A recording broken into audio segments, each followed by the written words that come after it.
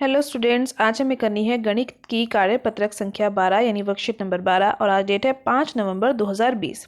आज की हमारी वर्कशीट का टॉपिक है रैखिक रूप में बदले जाने वाले समीकरण। लास्ट वर्कशीट में हमने सीखा था कि कैसे हम एक रैखिक समीकरण को हल कर सकते हैं यदि यदि उसके चर दोनों ही तरफ मौजूद हो, यानी एलएचएस में भी हो और आरएचएस में भी हो। आज हम सीखेंगे कि रैखिक रूप में किसी समीकरण को कैसे बदला जा सकता है। तो चलो स्टार्ट कर लेते हैं आज की वर्कशीट। आज की वर्कशीट अगर आप इंग्लिश मीडियम में देखना चाहते हैं तो डिस्क्रिप्शन बॉक्स में उसका लिंक दिया गया, आप उसे वहां से देख सकते हैं। यहाँ क्या दिया गया आज देखते हैं। प्रिय विद्यार्थियों, हमने पिछली वर्कशीट में रैखिक समीकरण के बारे में पढ़ा और जाना हम इसे कैसे हल करते हैं। हल करना सीखा था ना आपने। लेकिन कुछ समीकरण ऐसे होते हैं जो रैखिक रूप में नहीं होते। इस वर्कशीट में हम सीखेंगे कि उसे रैखिक रूप में कैसे लाया जा सकता है और उसे हल कैसे किया जा सकता है। तो चलो देखते हैं। यहाँ पे दो कॉलम बने हुए, एक में लिखा हुआ रैखिक रूप में समीकरण है और दूसरे जो समीकरण है वो रैखिक रूप में नहीं है। ध्यान से देखिए, आपसे क्या पूछा जा रहा है कि क्या आप रैखिक और अरैखिक समीकरण के बीच अंतर पता कर पा रहे हैं। यहाँ पर देखिए, जो भी चर भाग था यानी जो x का वेरिएबल भाग था, जो चर होता है वो यहाँ पर न्यूमरेटर में यानी अंश में मौजूद है, यानी बराबरी में। यहाँ पर जो x है वो ऊपर भी लिखा गया और नीचे भी लिखा गया, यानी अंश में भी है, हर में भी है। दोनों एग्जाम्पल इसी तरीके से। तो इस प्रकार के जितने भी समीकरण होंगे ये अरैखिक होंगे, इनको हमें रैखिक समीकरणों में बदलना पड़ेगा। तो चलो नीचे का जो एक प्रश्न दे रखा है, ये वाला प्रश्न को हल करते हैं ताकि हम इस समीकरण को बदलना और हल करना दोनों सीख सकते हैं।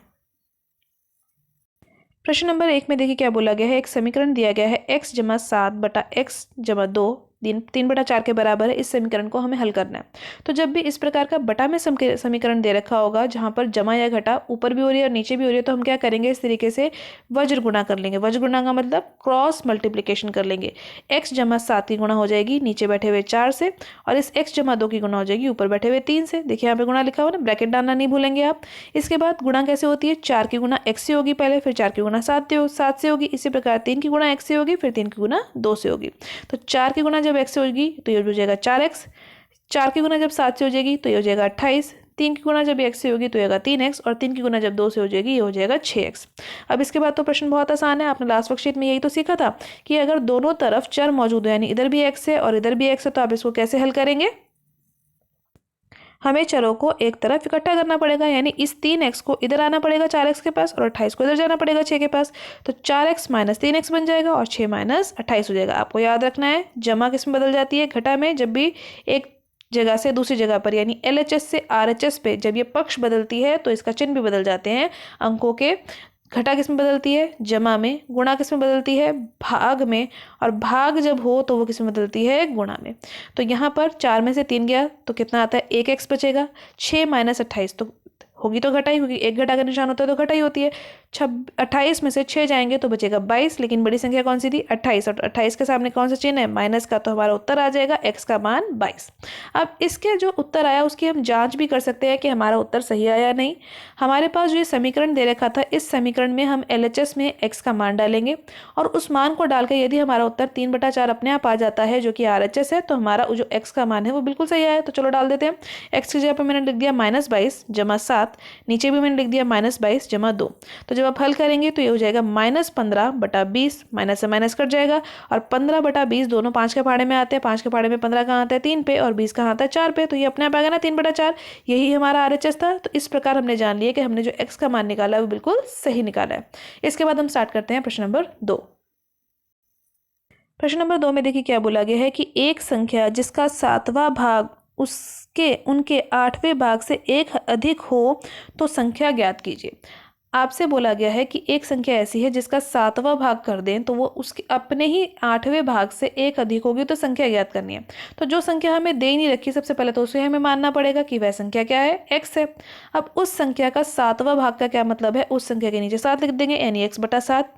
और किसी संख्या के 8वें भाग का क्या मतलब है, उस संख्या के नीचे 8 लिख देंगे यानी x/8। अब हमें बोला गया था कि वह संख्या 7वें भाग से, जो संख्या है वह 7वां भाग, एक संख्या जिसका 7वां भाग उसके 8वें भाग से एक अधिक है, यानी 7वां भाग बड़ा है और 8वां भाग छोटा है, यानी दोनों का जो अंतर है वह 1 है। अब यानी हमें क्या लिखना है, x बटा 7 माइनस x बटा 8 बराबर है 1 के। हमें बोला था ना 7वां भाग 8वें भाग से 1 अधिक है, यानी दोनों में कितने का अंतर होगा, 1 का अंतर होगा। अब इसको कैसे हल करते हैं, नीचे की संख्याओं को जो एलसीएम है ले लेते हैं। एलसीएम कैसे लेते हैं, 7 और 8 को गुणा कर दीजिए, 7 8 56 हो जाएगा। उसके बाद क्रॉस में मल्टीप्लाई करेंगे x की गुणा 8 से और 7 की गुणा x से। सबसे पहले गुणा किसकी होगी, x की, तो x की गुणा जब हो जाएगी तो हो जाएगा 8x माइनस 7x। 8 में से 7 का कितना बचेगा, 1x बटा 56 यानी 56 बराबर है 1 के। ये जो 1 यहाँ लिखा था, अब इसमें देखिए क्या है, 56 यहाँ पे नीचे है, तो जब ये 1 के पास जाएगा तो गुणा हो जाएगा, यानी 56 जब नीचे था तो भाग हो रहा था, जब 1 के पास जाएगा तो वहाँ गुणा हो जाएगा। तो यानी जो अभीष्ट संख्या है, जो हमें संख्या नहीं पता थी, वह संख्या का मान क्या आ गया 56, x का वैल्यू आ गई 56। इसके बाद यहाँ पे हमें कुछ टिप्स दिए गए हैं कि कभी भी कोई शाब्दिक समस्या यानी कोई शब्दों में लिखी हुई समस्या हमारे पास आए तो उसको हम कैसे हल करेंगे।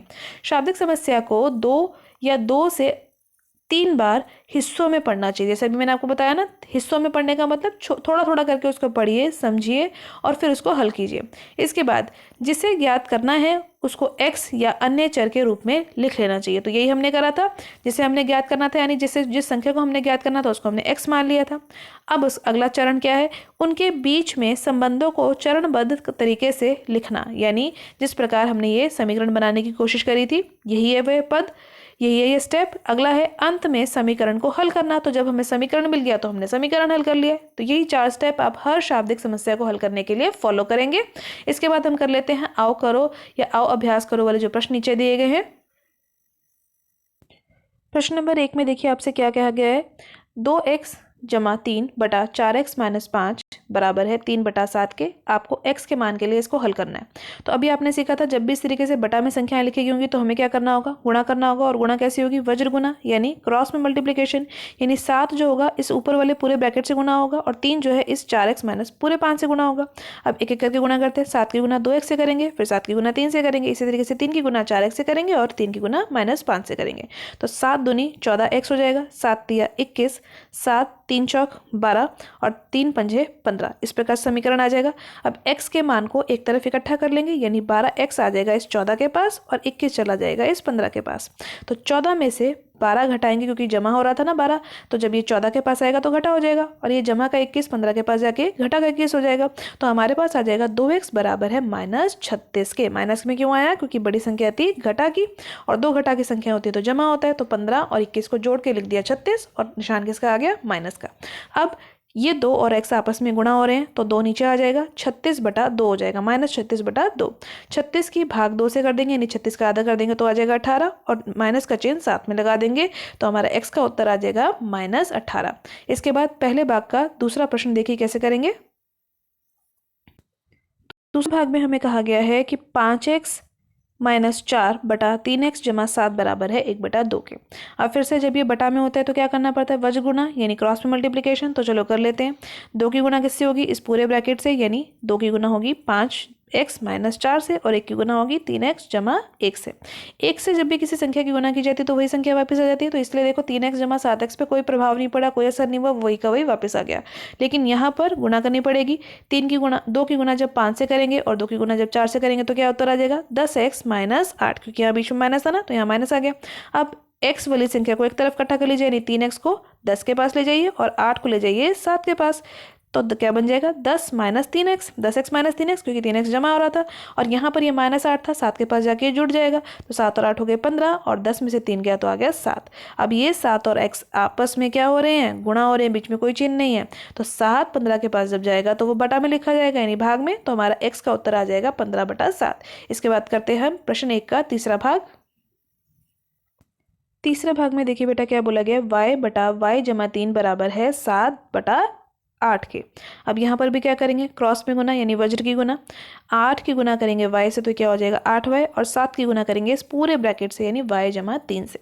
तो 7 की गुना y से करेंगे तो क्या हो जाएगा 7y और 7 की गुना जब 3 से करेंगे तो क्या हो जाएगा 7 या 21। अब यहाँ पर y की एक ही संख्या है जो कि राइट हैंड साइड पर है, उसको 8y के पास ले जाएंगे। जमा हो रही थी यहाँ पर तो वहाँ जाके घटा हो जाएगी, यानी 8y माइनस 7y, बचेगा सिर्फ y। तो y का उत्तर आ गया यहाँ पर 21। अगले भाग में भी वज्र में गुना करेंगे, क्रॉस में मल्टीप्लाई करेंगे। 5 की गुना होगी z से और a की गुणा होगी इस पूरे ब्रैकेट से। तो जब भी a की गुणा किसी संख्या से की जाती है वही संख्या वापस आ जाती है। तो देखो z + 4 वैसे ही वापस आ गया। अब z किधर आ जाएगा 5z के पास, तो 5z में से जब z चला जाएगा तो एक z जाएगा, तो कितना बचेगा 4z बराबर है 4 के। और ये 4 और z आपस में गुणा हो रहे हैं तो क्या हो जाएगा 4/4 और z का उत्तर आ जाएगा 1। इसके बाद करते हैं प्रश्न नंबर 2 शुरू। दूसरे प्रश्न में देखिए क्या दिया गया है आपको। आपसे कहा गया है कि एक संख्या का 2/3 भाग मूल संख्या से 30 कम है तो संख्या ज्ञात कीजिए। तो सबसे पहले जिसको ज्ञात करना होता है उसको हम x मान लेते हैं। हमने मान लिया कि माना संख्या है x। अब प्रश्न के अनुसार क्या बोला गया था 2/3 भाग किसका, इस संख्या का। तो 2/3 भाग मतलब 2/3 x। यह संख्या मूल संख्या जो यानी जो मेन संख्या थी, जो हमारी x संख्या थी उससे 30 कम है। तो यानी x में से 30 घटा देंगे तो हमारे पास कितना बचेगा 2/3x। अब इसको हल करने का क्या तरीका है, x को ले जाइए इधर यानी घटा में। अब 3 और 1 का एलसीएम ले लेंगे तो 3 आएगा। उसके बाद क्रॉस में मल्टीप्लाई कीजिए क्योंकि घटाना है, तो आपने परिमेय संख्या की घटा सीखी थी ना। 2 की गुना 1 से करेंगे तो 2x हो जाएगा, 3 की गुना इस x से करेंगे तो हो जाएगा 3x। अब 2x में से 3x घटाएंगे तो कितना आएगा -1x, क्योंकि बड़ा था 3 और 3 का चिन्ह आएगा उत्तर में। इधर आ रहा था -30 जो कि हम बार बार लिख ही रहे हैं। अब 1/3 था इधर, सबसे पहले तो बेटा ये माइनस और ये माइनस कट जाएगा। नीचे था 3 और इधर था 30, तो जब नीचे वाला 3 इस 30 के पास जाएगा तो क्या हो जाएगा गुना, तो हमारा x का उत्तर आ जाएगा 90। यानी जो संख्या हमने शुरू में लेट की थी मानी थी वो उसका उत्तर आ गया 90। इसके बाद देखिए प्रश्न नंबर 3 कैसे करेंगे। प्रश्न नंबर 3 में क्या बोला गया है आपको कि एक संख्या में उनके छठे भाग को घटाने पर 25 प्राप्त होता है तो संख्या ज्ञात कीजिए। तो संख्या ज्ञात करनी है तो सबसे पहले इस संख्या को मान लेते हैं कि संख्या x है। अब प्रश्न में बोला गया है फिर से कि किसी संख्या में से उसके छठे भाग को घटाना है। तो छठे भाग का मतलब 1/6x, क्योंकि संख्या तो हमने x मानी थी। अब इसको किस में से घटाना था, संख्या खुद में से। तो संख्या खुद क्या थी x, x में से जब 1/6 को घटाएंगे तो हमें प्राप्त होता है 25। तो इस प्रकार से हमारा समीकरण बन गया जो यहाँ लिखा गया है। अब इस समीकरण में x के नीचे कुछ नहीं है तो 1 आ जाएगा और इस 1 और 6 का एलसीएम लेना पड़ेगा अब हल करने के लिए, क्योंकि ये तो परिमेय संख्याएं बन गई। एलसीएम आ जाएगा 6। इसके बाद क्रॉस में मल्टीप्लाई कीजिए यानी 6 की गुना x से और इस 1 की गुना 1x से, तो यह हो जाएगा 6x। 6 की गुना x हो जाएगा तो 6x, इस 1 की गुना इससे होगी तो ये हो जाएगा 1x। 6 में से 1 गया तो 5x बचेगा बटा 6 बराबर है 25 के। अब ये 5/6 जो यहाँ लिखा गया था, जब ये बराबर का निशान पार करके दूसरी तरफ जाएगा तो ये उल्टा हो जाएगा, ये हो जाएगा 6/5। अब 5 एकम 5 और 5 पंजे 25, तो क्या बचा ऊपर 5 और 6, तो 5 6 30। तो x का मान यानी जो हमारी संख्या है उसका उत्तर आ गया 30। आज के वर्कशीट में बेटा आपने सीखा कि कैसे हम समीकरण को हल कर सकते हैं यदि वह रैखिक ना हो, उसको कैसे रैखिक समीकरण में बदला जा सकता है। आज की वर्कशीट के सभी प्रश्नों का अभ्यास कीजिए, प्रैक्टिस कीजिए। एनसीईआरटी में इससे रिलेटेड जो भी और क्वेश्चन है उनकी भी प्रैक्टिस जरूर कीजिए। टाइम से आज की वर्कशीट की फोटोज क्लिक कीजिए, काम पूरा कीजिए और अपने सब्जेक्ट टीचर को सेंड कीजिए। आज की वर्कशीट की वीडियो अच्छी लगी हो तो लाइक और शेयर करना मत भूलिएगा। चैनल पे पहली बार आए हैं, वीडियो पहली बार देख रहे हैं तो चैनल को सब्सक्राइब कर लीजिए ताकि आपको अगले आने वाली वीडियो की नोटिफिकेशन टाइम से मिल सके। Thank you for watching students.